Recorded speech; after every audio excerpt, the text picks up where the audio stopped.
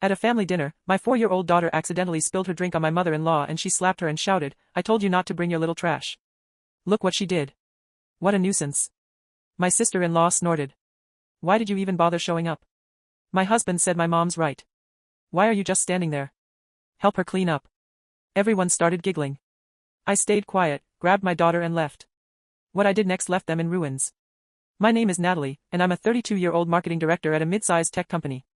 My husband, Jason, is 34, works in construction management, and we have the most precious 4-year-old daughter named Chloe for 3 years of marriage. I thought I knew what I was dealing with regarding Jason's family. I was wrong. The Johnson family has always been what I call difficult. My mother-in-law, Evelyn, is a 58-year-old retired school administrator who thinks she's the queen of everything. My sister-in-law, Lena, is 29, unmarried and works part-time at a boutique while living in Evelyn's basement. Jason's father, Franklin, passed away 3 years ago, which somehow made Evelyn even more controlling and bitter. Our relationship had always been strained. Evelyn made it clear from day one that I wasn't good enough for her baby boy. She'd make snide comments about my career, my cooking, my parenting, and anything else she could find fault with. Jason would always brush it off with, "That's just how she is." Or she doesn't mean anything by it. Lena would join in, sometimes making little digs about how I act like I'm better than everyone because I have a college degree and a career, but nothing, and I mean nothing, prepared me for what happened at Chloe's birthday dinner last month.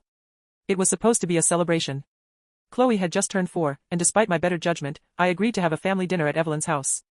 I should have trusted my instincts and kept it at our place. But Jason insisted his mother wanted to host. "She's trying to make an effort," he said. "Give her a chance." I spent the entire week before the dinner anxious. Chloe had been so excited about seeing Grandma Patty and Aunt Jessie. She'd been practicing saying thank you for her presents and had even drunken pictures with her crayons. My sweet, innocent daughter had no idea what kind of people she was dealing with.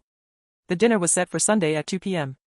I dressed Chloe in her favorite pink dress with little flowers on it. The one that made her feel like a princess. I wore a simple blue sundress, nothing fancy, but Evelyn always found something to criticize about my appearance. Anyway, Jason picked us up around 1:30, and we drove the 20 minutes to his childhood home. An awkward silence the moment we walked through the door. I could feel the tension. Evelyn gave me her usual fake smile and air kiss, making some comment about how I looked tired. Lena was sprawled on the couch in pajama pants and a tank top. Not even bothering to get dressed for her niece's birthday dinner. She barely looked up from her phone to acknowledge us. "Chloe, sweetie, come give Grandma a hug," Evelyn said in that overly sweet voice she reserved for when she wanted to look good in front of Jason. Chloe ran over excitedly, her little arms stretched wide.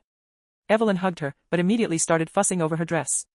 "Oh, honey, you're going to get this pretty dress all dirty. Maybe mommy should have put you in something more practical." I bet my tongue it was going to be a long afternoon. The dining room table was set with Evelyn's good china. The set she brought out whenever she wanted to make a point about being more refined than everyone else. She prepared what she called Chloe's favorite meal. Mac and cheese from a box, chicken nuggets and apple slices. Never mind that Chloe's actual favorite meal was the homemade spaghetti and meatballs I made every Friday night. We all sat down and Evelyn immediately started in on me. "Natalie, you look like you've lost weight. Are you eating enough? You know, when I was nursing Jason, I made sure to eat plenty. A growing baby needs proper nutrition." "Mom, clothes for Natalie is a nursing," Jason said with a nervous laugh. "I know that, Jason. I'm just saying proper nutrition is important at every stage. Some others are more attentive to these things than others." Lena snorted. "At least Chloe's eating something. Remember when Cousin Mike's wife tried to feed her kid that organic nonsense? Kids need real food." I forced a smile. "Chloe eats very well. She loves fruits and vegetables." Evelyn hummed dismissively. "Well, I suppose everyone has their own ideas about parenting."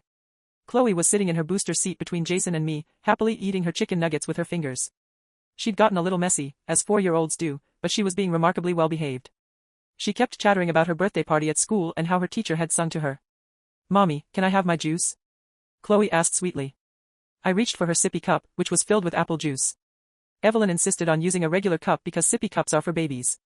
But I brought Chloe's cup knowing she was more comfortable with it. Of course, Evelyn had forgotten to put it out and instead placed a full glass of apple juice next to Chloe's plate. "She can use a big girl cup," Evelyn said firmly when she saw me reaching for the sippy cup in my bag. "She's 4 years old. She needs to learn." I should have insisted. I should have said no.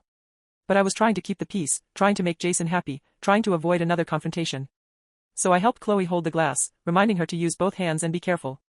Chloe was doing fine with the glass, taking small sets and setting it down carefully. She was being so good, so careful, and I was proud of her. We were actually having a pleasant conversation about her favorite toys when it happened. Chloe reached for her glass again, and I don't know if her little hands were wet from the condensation or if she just misjudged the distance. But the glass slipped.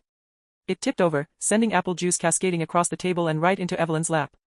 The silence that followed was deafening. Evelyn's face went through several expressions: surprise, disgust, and then pure rage. Her white pants were soaked with sticky apple juice and it was dripping onto her precious dining room chair. "Oh, no, I'm so sorry." I immediately jumped up, grabbing napkins from the table. "Chloe, baby, it's okay. Accidents happen." But before I could even reach Evelyn, before I could start cleaning up the mess, she did something that will haunt me for the rest of my life. Evelyn raised her hand and slapped Chloe across the face. The sound echoed through the dining room like a gunshot. Chloe's little face turned red, and she started crying. Not just crying, but sobbing in that heartbroken way that only children can. "I told you not to bring your little trash," Evelyn screamed. Her face twisted with fury. "Look what she did. What a nuisance." I stood frozen, napkin still in my hand, staring at my daughter's red cheek. Chloe was reaching for me, tears streaming down her face. But I couldn't move. I couldn't process what had just happened. "Why did you even bother showing up?" Lena snorted from across the table, not even bothering to hide her amusement. "Some people just don't know when they're not wanted." That's when I expected Jason to step in. That's when I expected my husband, Chloe's father, to defend his child, to tell his mother that she had crossed the line to comfort his daughter. Instead, Jason looked at me with annoyance and said, "My mom's right. Why are you just standing there? Help her clean up." And then this is the part that still makes my blood boil. They all started giggling. Evelyn, Lena, and even Jason were laughing like it was the funniest thing they'd ever seen. Like my 4-year-old daughter getting slapped across the face was entertainment. I looked at Chloe, who was still crying and reaching for me, and something inside me snapped, not into rage, into a cold, calculated fury that I'd never experienced before. Without saying a word, I picked up Chloe and held her close. She buried her face in my shoulder, her little body shaking with sobs.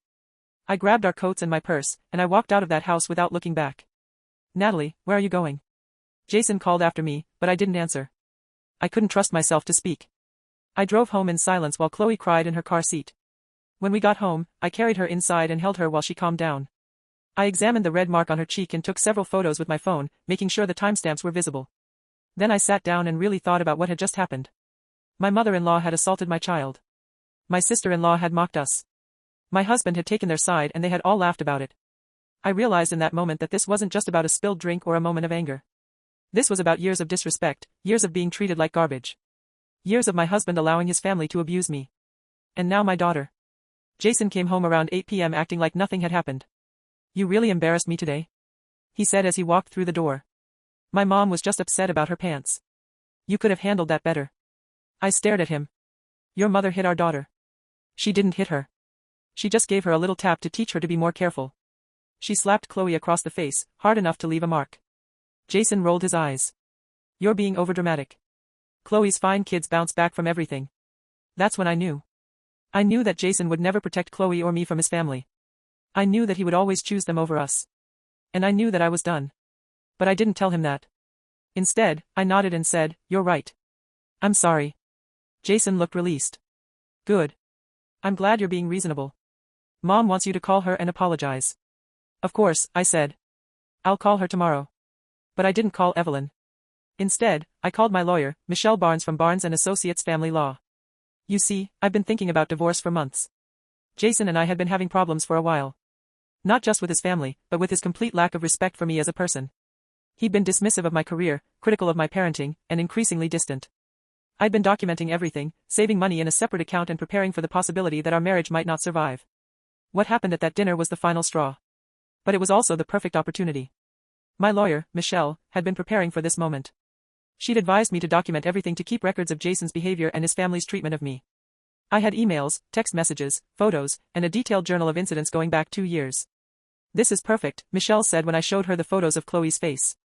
Child abuse allegations were completely changed. The custody arrangements. "I want full custody," I told her. "I don't want Chloe around these people ever again. We can make that happen," Michelle assured me, "especially with the physical evidence and the pattern of behavior you've documented." But I wasn't done.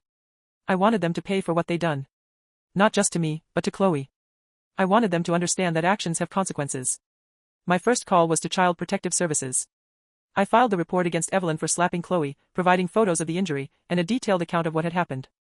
I also mentioned the pattern of verbal abuse and the unsafe environment.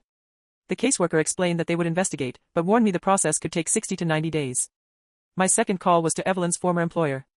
You see, Evelyn had retired from the school district, but she still did substitute teaching and tutoring. She was very proud of her reputation in the education community. I filed a complaint with the district about her inappropriate behavior around children, including photos and documentation. I knew this wouldn't result in immediate action, but it would start a formal review process.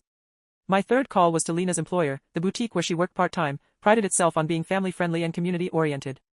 I sent them a detailed account of Nina's behavior, including her mockery of a child who had been assaulted, and suggested they might want to reconsider having someone with such poor judgment representing their business. My fourth call was to Jason's employer. His construction company had recently been on several school projects and they were very concerned about their public image. I filed a complaint about Jason's failure to protect his child from abuse and his enabling of violent behavior. My fifth call was to my own HR department. I reported that I was filing for divorce due to domestic violence issues and that I might need time off for court proceedings.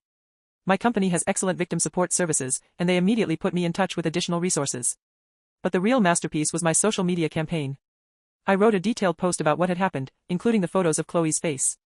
I didn't use anyone's real names, but I made sure to include enough details that anyone who knew the family would know exactly who I was talking about. I posted it on Facebook, Instagram, and Twitter. The response was immediate and overwhelming. Hundreds of people shared the post, expressing outrage and support.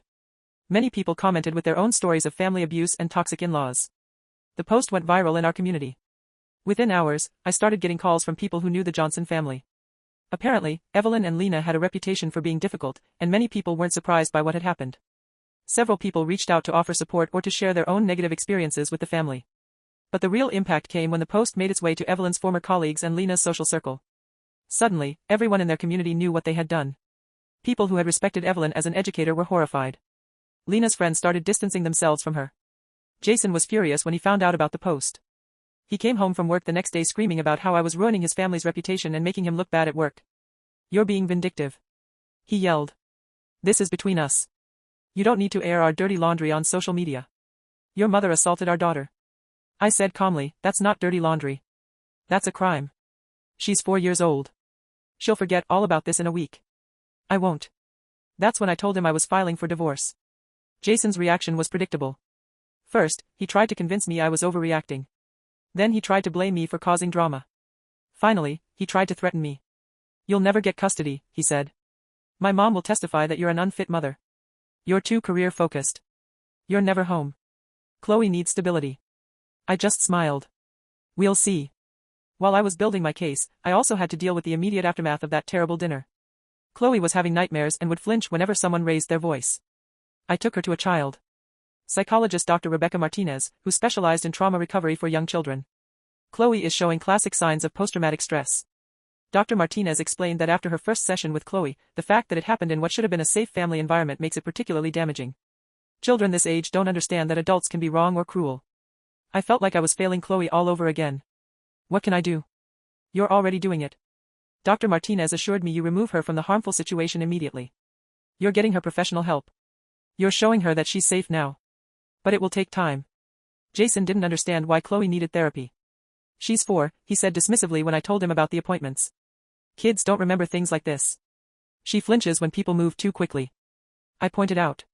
"She asked me 3 times. The night of the doors are locked. She drew a picture at daycare of a sad little girl with a red mark on her face. Her teacher called me because she was concerned."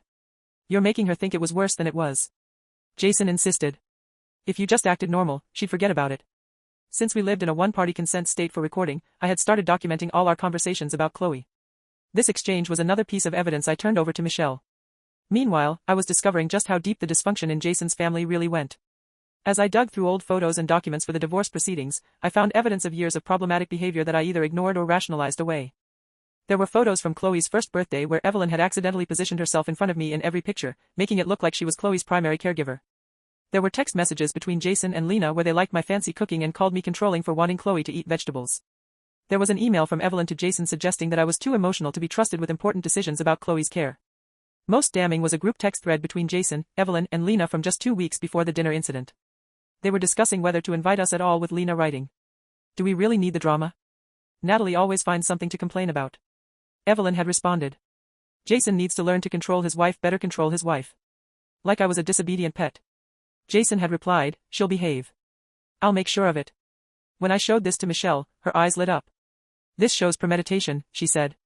"They were already planning to put you in your place before you even arrived." This wasn't a spontaneous reaction to a spilled drink. But perhaps the most disturbing discovery came from Chloe's daycare teacher, Mrs. Anderson. When I explained why Chloe was struggling, she revealed something that made my blood run cold. I've been concerned about some things Chloe has said about her visits to Grandma's house, Mrs. Anderson told me during a private conference. She mentioned that Grandma doesn't like it when she's too loud and that she has to sit still and be quiet for a very long time. She also said that Grandma told her that crying is for babies and that big girls don't cry. Why didn't you tell me this before? Chloe seemed happy overall, and children sometimes exaggerate or misunderstand things. But in light of what happened at the dinner, I'm wondering if there's been a pattern of emotional manipulation that we missed. I felt sick. How many times had Evelyn been cruel to Chloe when I wasn't around? How many times had my sweet, sensitive daughter been told she was too much, too loud, too emotional? I immediately requested all of Chloe's artwork from daycare. What I found broke my heart. Mixed in with typical 4-year-old drawings of rainbows and flowers were pictures that told a different story. There was a drawing of a little girl standing far away from a group of adults labeled in Mrs. Anderson's handwriting. Chloe drew this and said Chloe's sad. Another showed a figure with an angry, red scribbled face, pointing at a smaller figure with Chloe telling Mrs. Anderson it was about being quiet. Dr. Martinez confirmed my worst fears. These drawings suggest that Chloe has been walking on eggshells around certain family members for some time. She explained the incident at the dinner was likely the culmination of ongoing emotional abuse, not an isolated event. I was furious at myself for not seeing it sooner, for exposing Chloe to these people, for prioritizing Jason's feelings over my daughter's well-being. But I channeled that anger into building the strongest possible case against them. I reached out to other family members and friends, asking them to document any concerning interactions they'd witnessed. Jason's cousin, Mark, came forward with a story about Evelyn screaming at Chloe during a family barbecue because she'd gotten grass stains on her dress. I thought it was weird, Mark said. But Jason told me to mind my own business. My friend Lisa, who had attended Chloe's third birthday party, remembered Evelyn making several cutting comments about Chloe's behavior. She kept saying things like, "Some children just have no self-control and it's clear who's in charge in this house," Lisa recalled. I thought she was talking about normal toddler stuff, but looking back, it felt really harsh. Even Jason's father, Franklin, before he passed away, had apparently expressed concerns about Evelyn's treatment of Chloe. Jason's uncle, Tom, revealed that Franklin had confided in him about Evelyn being too hard on the little one. Bob was worried, Tom told me during a phone call. He said Evelyn seemed to expect Chloe to behave like an adult and that she got genuinely angry when Chloe acted like a normal child. He was planning to talk to Jason about it, but then his cancer came back and he didn't have the energy for family confrontations. The pattern was clear. Evelyn had been emotionally abusing Chloe for years. Jason had been enabling it and Lena had been encouraging it. The dinner incident wasn't an isolated moment of anger. It was the inevitable escalation of ongoing abuse. Armed with this information, Michelle and I built a comprehensive case that painted a picture of systematic emotional abuse and neglect. We had documentation, witness statements, expert testimony from Dr. Martinez, and clues on artwork as evidence. This is one of the strongest custody cases I've ever seen. Michelle told me any judge who sees this evidence is going to be horrified. But Jason's family wasn't going down without a fight. They hired an expensive lawyer and began their own campaign to discredit me. They claimed I was an unfit mother because I worked long hours. They said I was vindictive and manipulative. They even suggested that I had coached Chloe to make up stories about being mistreated.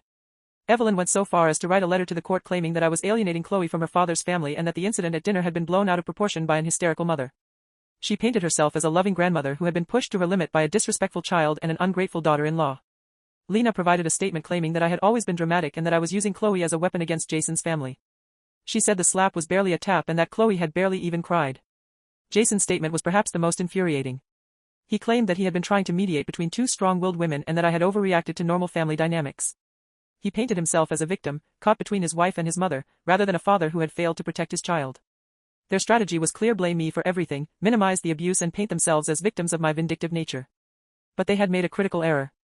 They had underestimated the strength of my evidence and the skill of my legal team. More importantly, they had continued to show their true nature even during the court proceedings. The legal process took 8 months from start to finish. During Jason's deposition, he became aggressive and defensive when questioned about his failure to protect Chloe. When Michelle asked him directly why he hadn't intervened when his mother slapped Chloe, he said because Chloe needed to learn that actions have consequences. When pressed about what lesson a 4-year-old should learn from being slapped across the face, Jason said to be more careful to think before she acts. So you believe it's appropriate to hit a 4-year-old for accidentally spilling a drink? I believe children need discipline. Is slapping across the face an appropriate form of discipline for a preschooler? Jason paused, realizing he was digging himself deeper. Look, my mother was upset. It wasn't ideal, but Chloe wasn't seriously hurt. Mr. Johnson, are you aware that hitting a child across the face hard enough to leave a visible mark is considered physical abuse under state law? That's ridiculous. It was barely a tap attack that left a red mark visible in photographs taken an hour later. Jason had no answer for that. Evelyn's deposition was even more damaging. She showed absolutely no remorse for her actions and continued to blame Chloe for the incident. The child was undisciplined and out of control. Evelyn testified. Her mother allowed her to run wild. Someone needed to teach her proper behavior. Mrs. Johnson, do you believe it's appropriate for a 58-year-old adult to slap a 4-year-old child across the face? I believe children need boundaries. In my day, children respected their elders. That's not what I asked. Do you believe it's appropriate to slap a 4-year-old across the face? If that's what it takes to teach them respect. Yes. Michelle and I exchanged glances. Evelyn was hanging herself with her own words. Have you ever hit Chloe before this incident? I've corrected her behavior when necessary. Can you define? Corrected her behavior? I've taught her to sit still, to speak when spoken to not interrupt adults. How did you teach her these things? Through firm guidance. Some children require more structure than others. Evelyn's complete lack of remorse and her admission that she had been correcting Chloe's behavior for years was exactly what we needed. She was essentially confessing to a pattern of emotional abuse while trying to justify it. The divorce proceedings took 8 months total. But the evidence was overwhelming. Michelle had prepared well and the documentation was comprehensive. Jason's lawyer tried to argue that Evelyn's behavior was an isolated incident, but I had documented years of inappropriate behavior in Jason's failure to protect Chloe. The judge was particularly horrified by the photos of Chloe's face and the audio recording I'd made of Jason defending his mother's actions. Yes, I recorded our conversation when he came home that night. Michelle had advised me to document everything.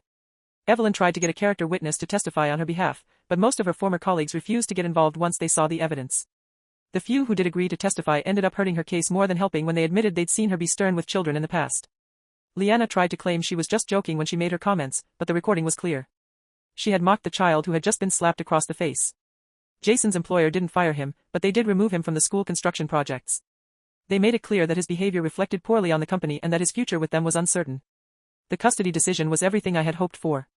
I was granted full physical custody of Chloe, with Jason getting supervised visitation only.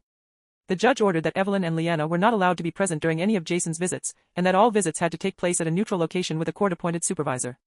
The real victory came 6 months later when CPS concluded their investigation. They found sufficient evidence to substantiate the abuse claim against Evelyn. While this didn't create a permanent employment blacklist, it did mean that any future background checks for positions involving children would show the substantiated report combined with the school district's own investigation. Evelyn's substitute teaching and tutoring career was effectively over. The boutique where Linda worked let her go. 3 weeks after the story went viral, they said her behavior was inconsistent with our family values and that they couldn't risk having her represent their business. She struggled to find another job because potential employers would find the viral post when they Googled her name. Though she eventually found work at a different retail store in a neighboring town, Jason's family was devastated. Evelyn had to deal with the humiliation of having her friends and former colleagues know what she had done. Lena was unemployed for several months and struggled to find work in our immediate area. Jason was facing potential career consequences and standard child support payments calculated based on our respective incomes. But the consequences didn't stop there. Word spread through their community over the following months. Evelyn's church eventually asked her to step down from her volunteer positions after multiple members expressed concerns. Lena's friends gradually distanced themselves. Jason found himself excluded from some work social functions and community activities as word got around. The family tried to repair their reputation by claiming they had made everything up, but the evidence was too strong. The photos, the recordings, the witnesses. It all painted a clear picture of what had really happened. 3 months after the divorce was finalized, I got a call from Lena. She was crying and begging me to take down the social media posts. She said she was struggling to find steady work in our area and that their family was suffering. Please. She said, we're sorry. We know we messed up. Can't you forgive us? I listened to her cry for a few minutes. Then I said, Lena, do you remember what you said when my 4-year-old daughter was crying after your mother slapped her? What? You said. Why did you even bother showing up? Well, now I have a question for you. Why did you even bother calling? And I hung up. Evelyn called a few days later, trying a different approach. She claimed she was going through a hard time since Franklin's death and that she didn't mean to hurt Chloe. She said she was willing to go to therapy and make amends if I would consider the family. Evelyn, I said you called my daughter trash.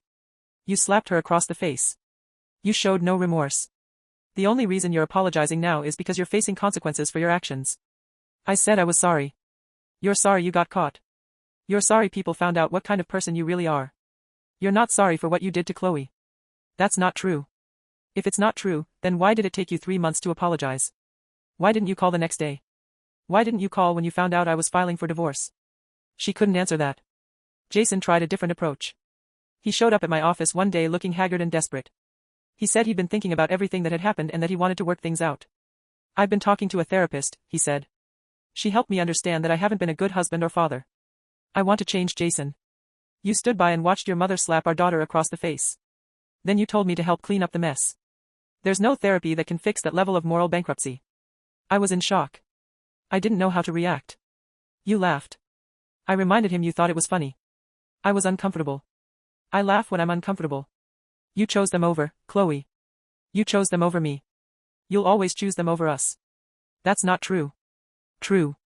They cut off contact with your mother and sister. Publicly apologized for what happened. Admit that you failed to protect your daughter. Jason stared at me for a long moment. I can't do that. They're my family. And Chloe is your daughter. But you've made your choice clear. He left without another word. The final significant consequence came a year later. Evelyn's house went into foreclosure. Apparently, she'd been struggling financially since Franklin's death. And the legal fees from the custody battle and CPS investigation had depleted her savings significantly. She'd also taken out a loan against the house to pay for Jason's divorce lawyer, Lena.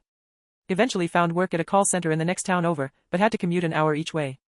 She couldn't afford to move out of Evelyn's house, especially with the foreclosure proceedings. Jason lost her school construction contracts for his company after parents in the community expressed concerns, but he kept his job at a reduced capacity. The child support payments, while calculated fairly based on our incomes, strained his budget along with his legal fees. The child support payments were manageable, but tight with his reduced income from losing the school contracts. Jason had to give up his apartment and move in with a friend to make ends meet. Meanwhile, Chloe and I were thriving. She was in therapy to deal with the trauma of what had happened. But she was a resilient kid. She'd started kindergarten right after turning 5 and was making friends. She rarely asked about Jason or his family, which broke my heart, but also believed me. I got a promotion at work and was able to move us into a beautiful house in a better school district. Chloe had her own room, a backyard to play in, and most importantly, a safe, peaceful environment where she was loved and protected. The supervised visits with Jason were awkward and infrequent. He seemed to realize that he'd lost something irreplaceable, but it was too late. Chloe was polite, but distant with him, and she never asked to see him more often. One day, about 18 months after the divorce, Chloe and I were having lunch at a restaurant when we saw Evelyn across the room. She was with Lena, and they both looked worn down. Evelyn had aged noticeably, and Lena looked tired and stressed. Chloe didn't recognize them at first, but then she tugged on my sleeve. "Mommy, is that the mean lady who hit me?" I looked over at Evelyn, who was staring at us with a mixture of longing and regret.